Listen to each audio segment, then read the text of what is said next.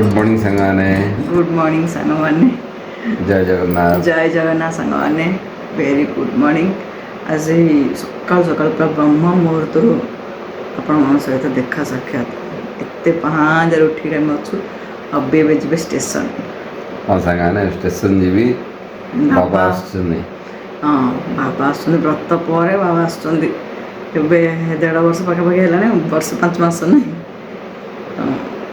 5 मास है हाँ वर्ष 5 मास है वर्ष 5 मास पर 1.5 वर्ष पकाते 1.5 वर्ष पर बाबा आसुँच आग तो बेस जावास करदे आते जावास करना ट्रेन तो आज आस मात्र हठात दिन प्लान है बाबा आसवे बोली कहले आसिक देखिए बुल जी माल भी आसार माँ टिकट भी है मतलब कैनसल कर आसली कहले ना मुझे जीवन तो मन तो सब आसो गला तो आसवे पचे तो बाबा केमती कहले ना मुझे जी बुलिक आसवे आज जी हबी जो चल भाभी स्टेशन मुझे बाबू शोची पहाड़िया तो बाबू शोची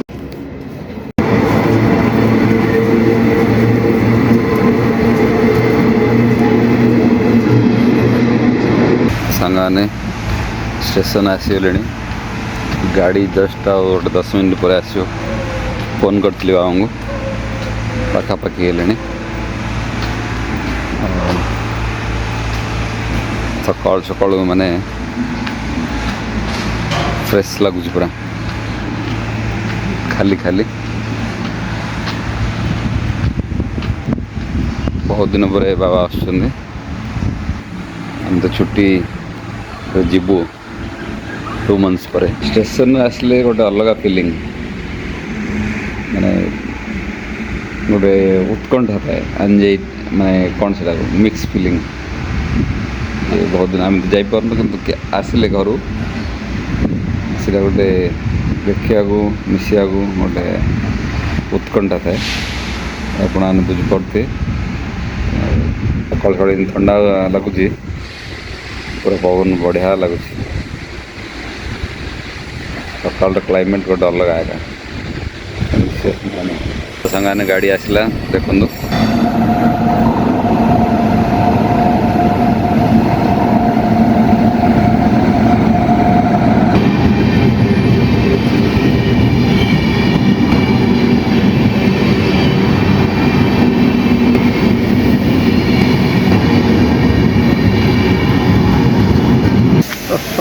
बाबा आसले चलते घर को जीवा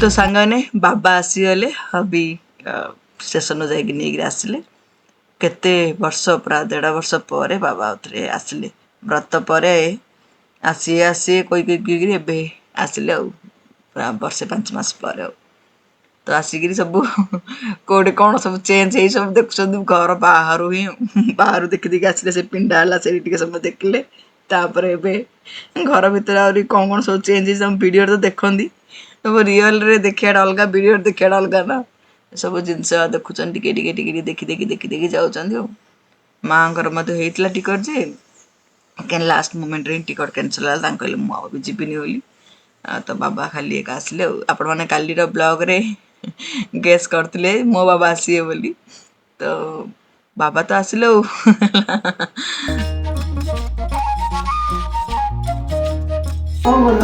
हाँ उच्चा है उच्चा सरप्राइज अरे बापू सरप्राइज आइलो आइलो तू केते हाइट है बापू को केते हाइट है देखिए अरे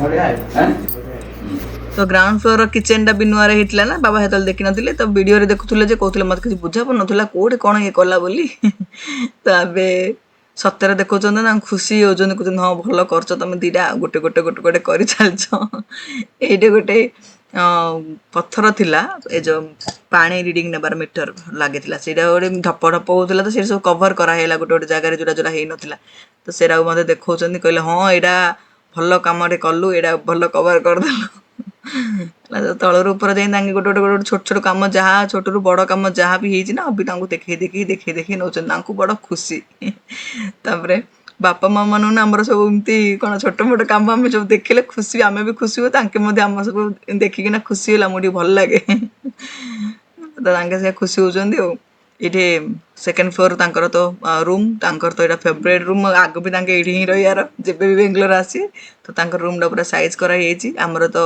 जो बड़ बेडटा ए ऊपर फ्लोर को आना हेला सेट तो नुआ बेड बना होछि फर्स्ट फ्लोर रे तो ए रूम रे थरे बेडटा पडियो आ तापरे कार्पेंटर को फर्स्ट फ्लोर को ही कहई से तो काम हो तुम से रुह बाबा ए रही एक दिन तो ये रही बोली ए फ्लोर आ गंधिया कराऊनी जहाँ जहाँ सब काठ छोट छोट सब निया बड़ बड़ प्लाई केतरा अच्छी से फर्स्ट फ्लोर ही कटाकटी कर ही एबे सब कम करी कारण आउ तो बड़ बड़ सब काम सरलानी बेडरूम प्राय काम सरलानी खाली किचन ही काम हम तो कहीदे तुमको से तुम फास्ट फ्लोर ही रुह तुम से कम कर बोली खाली रोषे करने आसुँच तापर ना तांग सेठी हे रुआ करछ भी जणे ही अछंदी कार्पेंटर जणे तो पळेलेनी जणे ही बछन तो एठी मु पळे आसलिनी एबे पहांदिया हे सलानी पहांदिया कोची 6टा 10-15 मिनिट कोन हेलानी टाइम म देखिनी मु जळिखा बनेबी बाबू पई लंच बॉक्स बनेबी बाबू नब स्कूल अछि ना बाबूर स्कूल अछि हबिंगर मध्ये ऑफिस अछि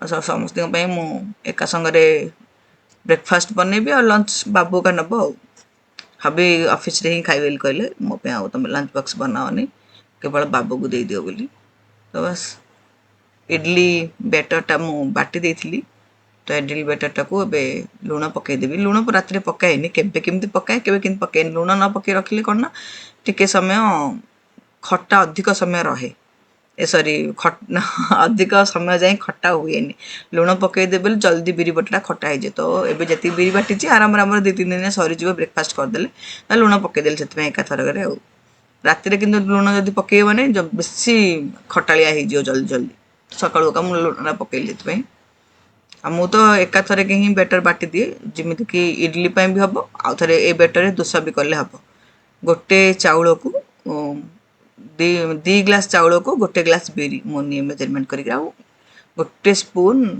पकाए मेथी ओके पत्रे दिए 5-7 घंटा तापरे बाटिक ओवरनाइट रखिदेबी ओवरनाइट रखिदेले भल आउरी फुलिबो एक्चुअली मु 6टा रे करची शीत दिन ना ठंडा बेंगलोर क्लाइमेट रे ना बहुत बिरीबटा बहुत आगर बाटिया पड़ची आगु आगु आउ ठंडा पले तो माने कम फुले बोल से का सामान्य फुली आउरी किंतु फुलियो मु कोन कहली 9टा 10टा जाई बाहर ही रखली बिरीबटा को तापर नै कि फ्रिज रे रखिथिली जत्ते बिरीबटा भलारे फुलिबो ना सेते भलो इडली सॉफ्ट बनिबो तो यहाँ गोटे टिप्स जो मैंने मझे मझे पचार था ना इडली बेटर केमती कौन सब मेजरमेंट कहतु बोली तो मुझे कमेंट रे रिप्लाई कर दिए आउ थे आज जो मैंने देखुते जो मैंने नुआ नुआ सब रोषे करते ना इडलीटार मेजरमेंट केमती कौन रश्मि दीदी कह बोली आज कहीदेली आउ थे इडली तो बना होची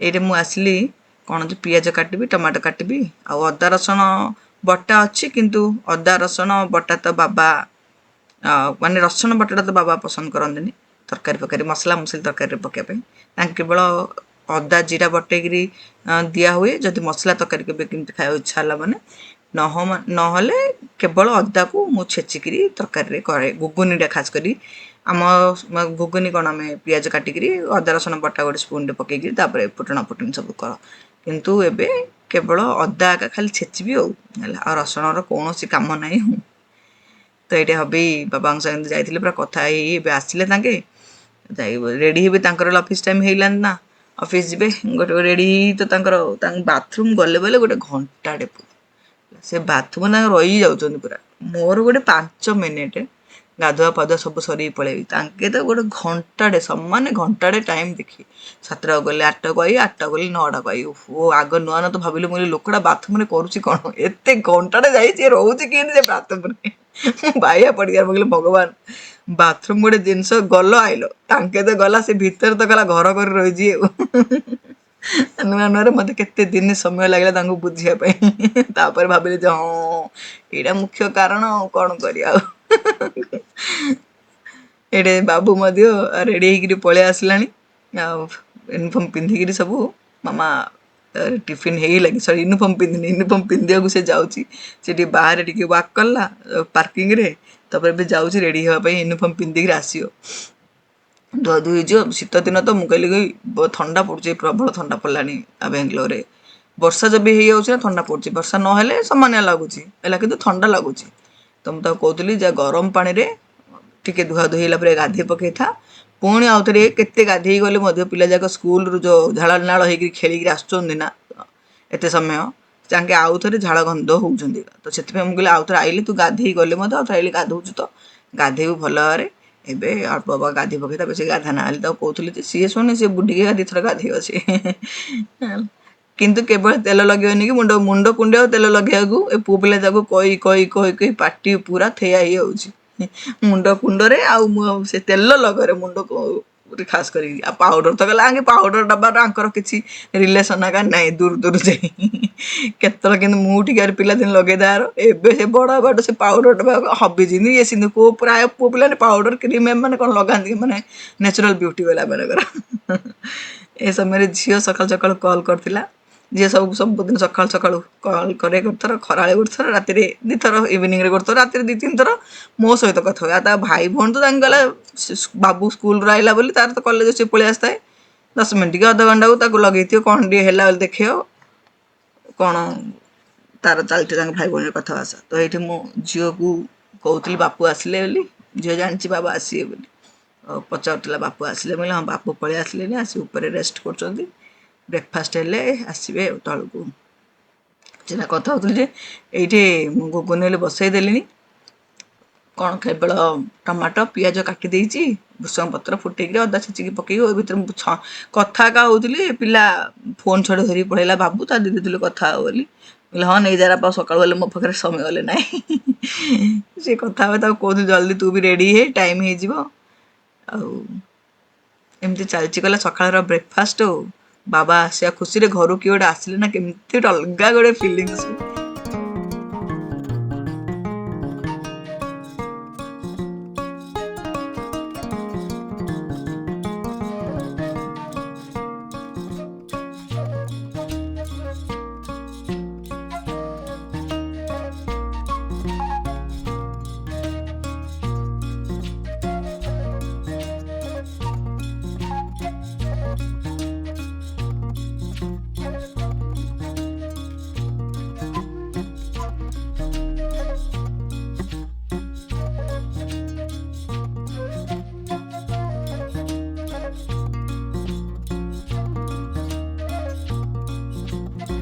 ତ ଏଇଟା ଅଦା ଛେଚିକି ପକେଇଦେଲି, ପିଆଜ ତ ଭାଜି ହେଇଥିଲା, ଭୃଷଙ୍ଗ ପତ୍ର ମଧ୍ୟ ମୁଠାଟେ ପକେଇ ଦେଇଥିଲି।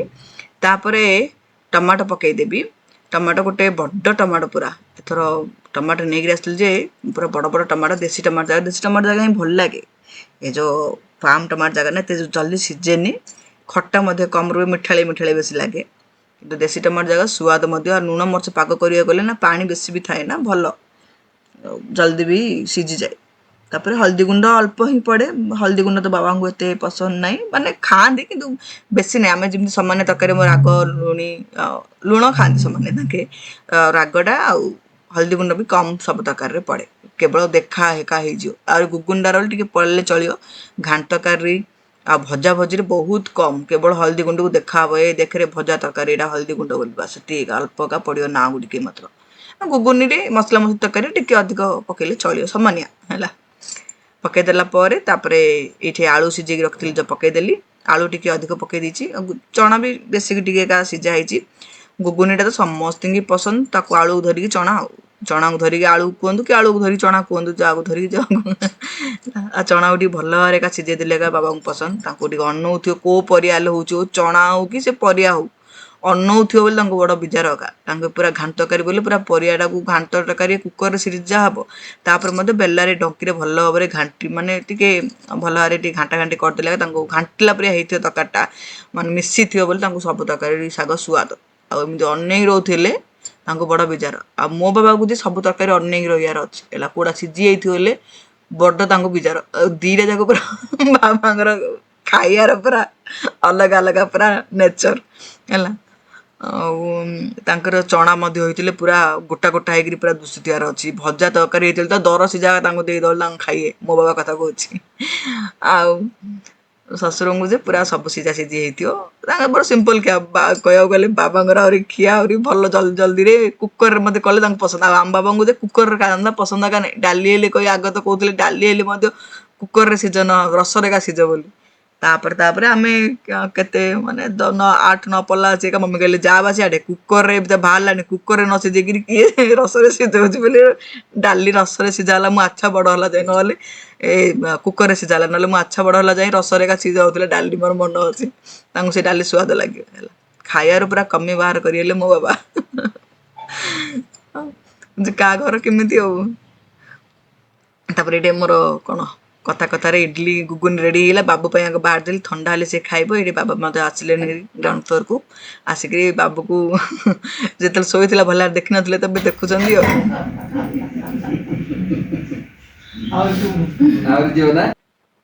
ଖୁସି ହେଉଛନ୍ତି ଜେଜେବାପା ନା ଗୋସେଇଁ ବାପା ପୁରା ନାତିକି ଦେଖିକି ପୁରା ଖୁସି ହେଉଛନ୍ତି। ଛୋଟରୁ ମାନେ ଦେଖୁଥିଲେ ନା, ହଠାତ୍ କିନା ବଡ଼ ହେଇଗଲା, ଲମ୍ବା ହେଇଗଲା, ପତଳା ହେଇଗଲା ବୋଲି ତାଙ୍କୁ କହୁଛନ୍ତି ପୁରା ବଡ଼ ହେଇଗଲାଣି ପିଲା ପୁରା। ଆଉ ବର୍ଷ ଭିତରେ ଏବେ ଯାଇଥିଲେ ମାମିଙ୍କର ଯୋଉ ଟାଇମ୍ରେ, ସେତେବେଳେ ଏତେ ଆଉ ଦେଖିନଥିଲେ। ସେ ଟାଇମ୍ରେ ମୋତେ ବାବୁ ଏବେ ବହୁତ ଚେଞ୍ଜ ହେଇଗଲାଣି, ବର୍ଷେ ହେଇଗଲାଣି ନା। ତ ସେଇଟା କହୁଛନ୍ତି କେତେ ପିଲା ଜଲ୍ଦି ଜଲ୍ଦି ପତଳା ହେଇଗଲା, ଲମ୍ବା ବି ହେଇଗଲା। ଆଉ ତାଙ୍କେ ଗଲା ହବି ତ ରହିଲେ ଗଲା। ଆଉ ତାଙ୍କୁ ହେଲେ ବଡ଼ ଖୁସି ହେଉଛି ତାଙ୍କ ପିଲା ବଡ଼ ହେଉଛି ବୋଲି। ତ ତାଙ୍କର ଗୋସେଇଁ ବାପା ନାତିର ଚାଲିଛି କଥାବାର୍ତ୍ତା, ହାଇଟ୍ ମାପା ମାପି ଆଉ କିଛି ନାହିଁ। ହବି ସେ ଟବଲ ପିନ୍ଧି ପକେଇଲେଣି, ଯିବେ ତାଙ୍କେ ବାଥରୁମକୁ, ତାଙ୍କର ରେଡ଼ି ହେବେ। ତ ବାବା କହୁଥିଲେ ତୁ ହେଲେ ଆସେ ଖାଉ ବୋଲି, ତାଙ୍କୁ ମୁଁ କହୁଥିଲି ମୁଁ ଗାଧାବାଧି କାମ ସରିକି ଆସି ତମେ 2 ଜଣ ଖାଅ, ମୋର ଆସିଲେ ଆସି ତ ଲେଟ୍ ହବ। ଆଉ ମୁଁ କହିଲି ହଁ, ତାଙ୍କେ ତ ଏବେ ଗୋଟେ କାମକୁ ଯାଉଛନ୍ତି, ସେ କାମରୁ ଆଇଲା ଆସି ଖିଆ ପିଆ ସରିକିରି ଆପଣଙ୍କର ନିଦ ଭାଙ୍ଗି ଯାଇଥିବ। ତ ଏଇଠି ଆମେ ଶ୍ୱଶୁର ବୋଉର କଥା ଚାଲିଛି, ମୁଁ ମୋର ସୁଖ ଦୁଃଖ ଟିକେ ଗଲା କହିଦଉଛି ଆଉ। ତାଙ୍କ ବାବା ପଚାରିଲେ କ'ଣ ହେଇଛି କ'ଣ ନାହିଁ ଏତିକି ଦିନରେ, କେତେ ଫୋନରେ କଥା ହୁଅ, ଗୋଟେ କଥା ହେଲେ ନା ଫେସ୍ ଟୁ ଫେସ୍ ଗୋଟେ ଅଲଗା ଏକା। କେତେ କଥା ଥାଉଛି, ମୁଁ ତ ବାଲୁରୀ ପାଖରେ ଗଲା କଥାର ଗନ୍ଥା ଘର। କଥା ତାକୁ ଇଚ୍ଛା ହଉନଥିବ ମୋ ପାଖକୁ ଆସିବେ ବୋଲି, ସିଏ ନିଶ୍ଚୟ ଅଟୋମେଟିକ୍ ତା ପାଟିରୁ କଥା ବାହାରିବ ଏକା। କାରଣ ମୁଁ ତ ବଲ ହବି ଯେ ସେ କେତେ ଆଉ ଶୁଣିବ, କହିବାଟା କହିବ ଏକା। ତ ମୁଁ ମୋର ଦୁଃଖ କାହାଣୀ ଟିକେ କହିଦଉଛି ଆଉ, ସୁଖ ଦୁଃଖ କ'ଣ ହେଇଥିଲା କ'ଣ ନାହିଁ ସବୁ ଏଇଡ଼େ ସେଇଡ଼େ ସବୁ ଚାରିଆଡ଼େ ସବୁ ଖବର ପୁରା ଦେଇ ପକଉଛି। ତ ଚାଲିଛି ଖିଆ ପିଆ, ଗୋସେଇଁ ବାପା ନାତିର, ତାପରେ ବାବୁ ଯିବ ହେରି ସ୍କୁଲ, ତାପରେ ହବି ଆସିଲେ ଆମେ ଖାଇବୁ। ଆଉ ହବି ଖାଇବେ, ମୁଁ ଖାଇବି, ତାପରେ ଆଉ ଥରେ ଚା ଫା ସବୁ ବନା ହବ। ଏମିତି ଚାଲିଛି ଗୋଟେ କାମ। ପୁଣି ଆପଣମାନଙ୍କ ସହିତ କାଲିର ବ୍ଲଗ୍ରେ ମିଶୁଛି ଆଉ ହେଲା। ଏବେ ତ ମୋତେ ବହୁତ ଖୁସି ଲାଗୁଛି, ଗୋଟେ ଘରକୁ କିଏ ଆସିଲେ ନା ସତରେ ଗୋଟେ କହିଲି ଯେମିତି ଅଲଗା ଫିଲିଙ୍ଗସ୍ ଗୋଟେ। ହଁ ଲାଗିଲା ଗୋଟେ ଘରଟା ପୁରା ପରିପୂର୍ଣ୍ଣ ପ୍ରିୟ ଲାଗୁଛି। ଆହୁରି ମା ଆସିଥିଲା ଆହୁରି ଭଲ ଲାଗିଥାନ୍ତା, ମା ଆଉ ଥରେ ଆସିବ ଆଉ। ତ ଚାଲନ୍ତୁ ଆଜିର ବ୍ଲଗ୍ ଏଇଠି ଏଣ୍ଡ କରୁ ସାଙ୍ଗମାନେ, ପୁଣି ନେକ୍ସଟ ବ୍ଲଗ୍ରେ ମିଶିବା। Till then bye bye, lots of love, have a good day friends, love you all, take care.